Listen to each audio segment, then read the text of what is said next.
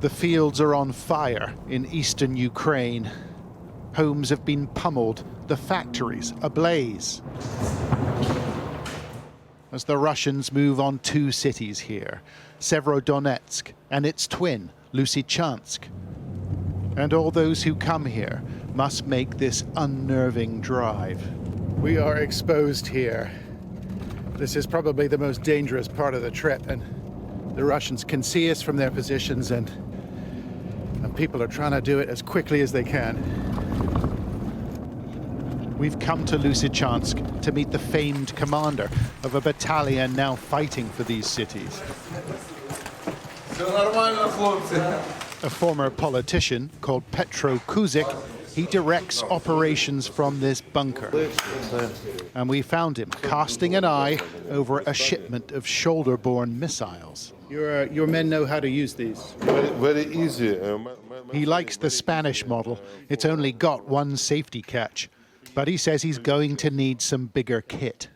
Нам потрібне серйозне обладнання і танки, більша кількість танків. Нам приходить обладнання, яке використовує піхотне, по суті, обладнання.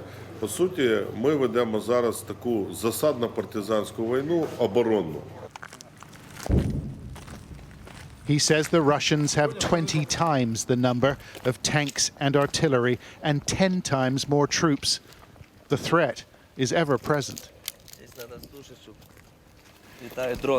There are drones in the air and unexploded missiles on the ground. City residents have learnt to weave around them. 100,000 used to live here, but now just a few souls call it home. But the situation's worse on the other side of the river.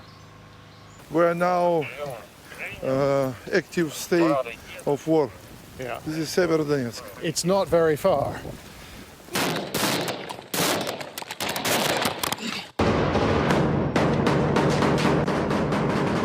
Here's what Ukrainian troops are doing in Severodonetsk. It's a brutal contest for the inner city. These pictures provided to Sky News by the battalion. Russian tanks open fire at close range, and their artillery pounds apartment blocks and businesses. But the Ukrainians have dug in, retaining 40 to 60% of the city, depending on the day, says the commander, although it isn't easy. Вчора ті будівлі, які ми зайняли, сьогодні вже зруйнувала артилерія їх. Якщо вони помічають, що українські військові тримають оборону, вони не атакують, не захоплюють ці будинки, вони їх зрівнюють з горизонтом.